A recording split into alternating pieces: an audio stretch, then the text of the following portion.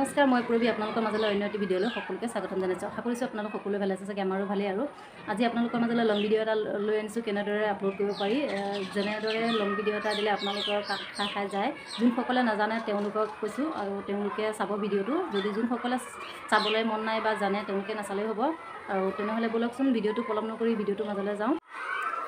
আৰু এয়া মই ফেচবুক প্ৰফাইলটো অন কৰি লৈছোঁ। অন কৰাৰ লগে লগে এয়া দেখিছেনে, আপোনালোকে প্লাছ আইকনত ক্লিক কৰিব। প্লাছ আইকনত ক্লিক কৰাৰ লগে লগে দেখিছেনে, আপোনালোকে ৰিলছত নাযাব, ৰিলছত গ'লে টুকুৰা টুকুৰ হৈ যাব। আপোনালোকে প'ষ্ট কৰিব। এয়া মই প'ষ্টত ক্লিক কৰিছোঁ। আৰু এয়া আপোনালোকে ভিডিঅ' এটা চিলেক্ট কৰি ল'ব, কোনটো ভিডিঅ' দিব। চিলেক্ট কৰাৰ লগে লগে ভিডিঅ'টো আহি যাব।